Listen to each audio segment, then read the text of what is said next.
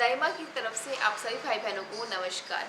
पिछले कुछ समय से हमारे पास कई सारा कॉल्स आ रहे थे और कई सारे व्हाट्सएप मैसेज आ रहे थे। जो कॉमन मैसेज था वो था कि क्या प्रेगनेंसी के दौरान इंटीमेट यानी संभोग रिलेशन मेंटेन किया जा सकता है, क्या ये सेफ़ है, क्या इससे बच्चे को कोई खतरा तो नहीं होगा, या मिसकैरेज का डर तो नहीं है, क्या माँ को कोई दिक्कत तो नहीं होगी। इन सभी प्रश्नों के जवाब देने के लिए आज आप इस वीडियो को अंत तक ज़रूर देखिएगा, इसमें आपको सभी जवाब मिल जाएंगे।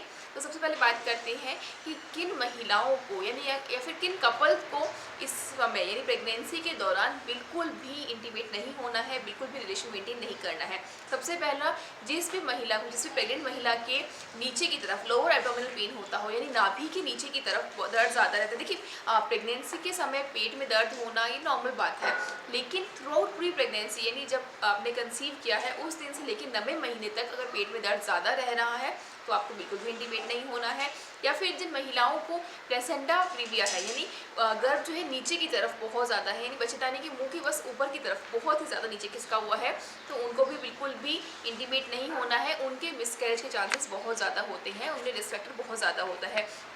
या कुछ महिलाएं ऐसी भी होती है जिनको थ्रू आउट प्रेगनेंसी ना वाइट डिस्चार्ज बहुत ज़्यादा हो रहा होता है, या फिर हल्की हल्की स्पॉटिंग यानी ब्राउन या रेडिश कलर की हल्की सी स्पॉटिंग अगर दिख रही है, उनको भी इंटीमेट नहीं होना है। तो इन सब लोगों को तो बिल्कुल ध्यान रखना है। या फिर किसी महिला ने अगर पहले गर्भपात हो गया है, किसी भी कारणवश मिसकैरेज हुआ है, गर्भपात हुआ है, या फिर बच्चा होने के बाद मर गया है, ऐसी महिलाओं को भी इंटीमेट नहीं होना है। तो ये तो रहे उन लोगों को जिनको बिल्कुल ही नहीं होना है। अब उन महिलाओं की बात करते हैं, उन कपल की बात करते हैं जो इंटीमेट हो सकते हैं। देखिए, इसको ना प्रेगनेंसी को 3 भागों में बांटा गया है। फर्स्ट ट्राइमेस्टर यानी जो शुरुआत के 3 महीने होते हैं, सेकंड ट्राइमेस्टर जो बीच के 4, 5, 6 महीने होते हैं, और थर्ड ट्राइमेस्टर लास्ट ट्राइमेस्टर जो 7वां, 8वां, 9वां महीना होता है। देखिए, पहले का जो ट्राइमेस्टर है यानी जो फर्स्ट ट्राइमेस्टर है, शुरुआत के 3 महीने हैं, उस समय क्या है, हार्मोनल चेंजेस बहुत ज़्यादा होते हैं। यानी जब कंसीव किया है, माँ बनने की शुरुआत हो रही है, प्रेगनेंसी कंसीव हुई है, उस समय क्या होता है, नोजिया होना, वॉमिटिंग होना, जी घबराहट होना, वॉमिटिंग जैसा लगना, कुछ खाने की इच्छा ना होना, मूड स्विंग्स होना, ऐसे करके बहुत सारे चेंजेस होते हैं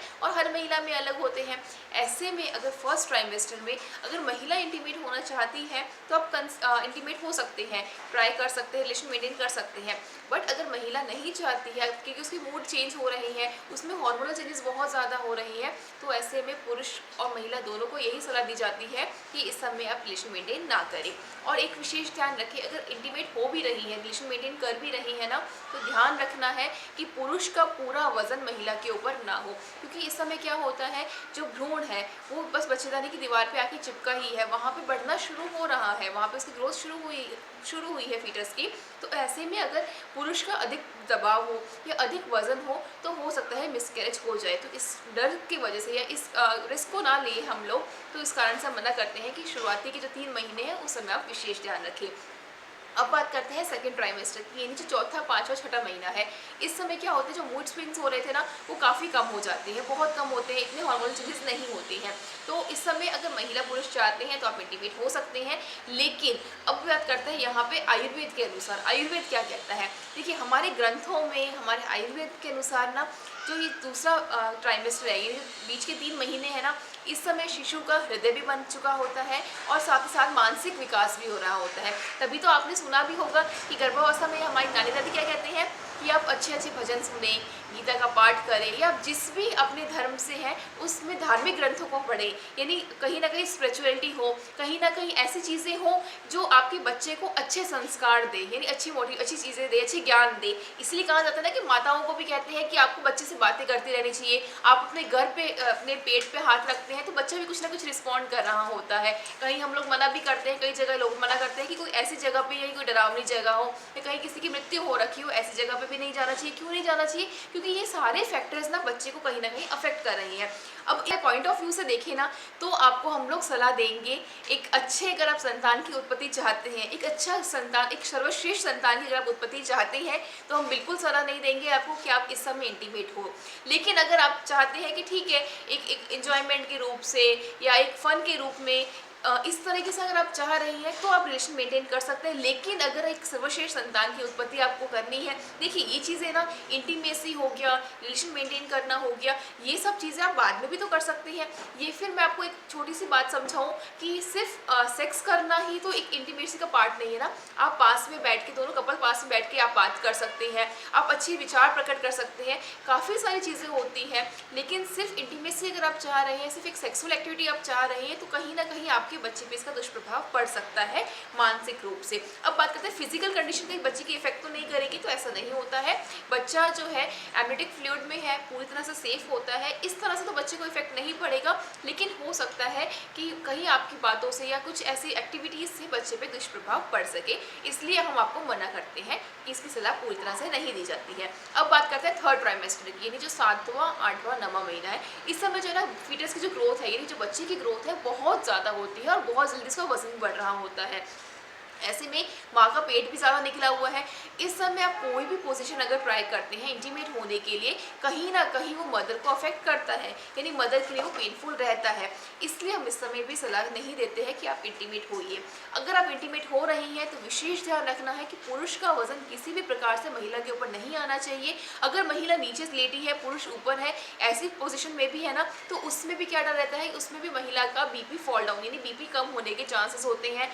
जो बच्चे के अंदर ग्रोथ हो रही है उसको प्रॉपर ब्लड सप्लाई नहीं मिलता है, इसलिए महिला को सीधे सोने के लिए भी मना किया जाता है, महिला को करवट पे सोने की सलाह दी जाती है। इसलिए आपको मना करते हैं, इसलिए आपको सलाह दी जाती है कि थ्रू आउट पूरी प्रेगनेंसी आप इंटीमेट अगर ना होए तो अच्छा परिणाम मिलेगा, बहुत बेहतर परिणाम मिलेगा। अगर एक सर्वश्रेष्ठ संतान अगर आप भी चाहते हैं, इस तो हम एक छोटी सी आपको सलाह देंगे, मात्र 9 महीने की ही बात है। इस समय जितना हो सके आप स्पिरिचुअलिटी की तरफ जाइए, जितना हो सके आप नेचर की तरफ जाइए, जितना हो सके जैसे आप संतान चाहते हैं ना वैसी चीज़ें पढ़िए, वैसे ग्रंथों को देखिए, वैसे अपने आसपास की एक्टिविटीज़ को कीजिए, वैसा ही माहौल बनाइए, वैसा ही मानसिक रूप से करिए, वैसे ही आध्यात्मिक ज्ञान लीजिए। गौ माता के आसपास रहिए। गौ माता के आसपास रहने से ना एक पॉजिटिव एनर्जी मिलती है। यहाँ का एनवायरनमेंट ही ऐसा होता है कि जब आप इस एनवायरनमेंट में आते हैं ना, तो किसी भी तरह का स्ट्रेस लेवल भी होता है ना, वो भी पूरी तरह से ख़त्म हो जाता है। आपको पता है, बहुत ज़्यादा आश्चर्य होगा आपको ये जान के कि बाहर फॉरेन कंट्रीज़ में, यूएस में, यूएई में, ऐसी कंट्रीज़ कई सारी है जहाँ पे गौ माता के सिर्फ ऊपर हाथ फेरने के लिए ना आपको पैसे देने पड़ते हैं। लेकिन अपने भारत में तो ये समझ लीजिए कि एक सौभाग्य है कि हमें ऐसा कुछ भी नहीं करना पड़ रहा, कहीं पैसे देने नहीं पड़ रही है, तो सब कुछ आप आसपास अपनी गौ माता को, ज़्यादा कुछ नहीं कर सकते तो कम से कम गौ माता की सेवा कर सकते हैं। वो भी अगर नहीं हो सकती ना, तो गौत्पाद को अपनाकर, गौत्पाद को अपनी जीवन शैली में उतार कर जितना हो सके आप गौशालाओं को स्वावलंबी बना सकते हैं। इसलिए आप सभी से निवेदन है कि गौ माताओं से जुड़िए। इनसे जुड़े रहेंगे तो इनफर्टिलिटी की जो समस्या है ना, वो पूर्ण रूप से खत्म हो जाएगी। हमारा संस्थान ज्योतिर्मय गौमृत सेवा संस्थान मुख्य रूप से कैंसर पीड़ितों को समर्पित संस्थान है। हम लोग यही पहल कर रहे हैं कि पूरे भारतवर्ष से कैंसर की जो दिक्कतें हैं, कैंसर की जो समस्या है, उसके साथ साथ इनफर्टिलिटी की समस्या को भी पूर्ण रूप से जड़ से निकाल के फेंक सके। तो इसी के लिए आपसे निवेदन करते हैं कि आप हमारे संस्थान से जुड़िए और इनफर्टिलिटी की समस्या को पूर्ण रूप से खत्म कीजिएगा। अधिक जानकारी के लिए आप हमें कमेंट्स में प्रश्न कर सकते हैं, व्हाट्सएप पे जानकारी ले सकते हैं, कॉल भी कर सकते हैं। तो इसी के साथ वीडियो को अंत करते हुए धन्यवाद दोस्तों। जय गौ माता, वंदे मातरम।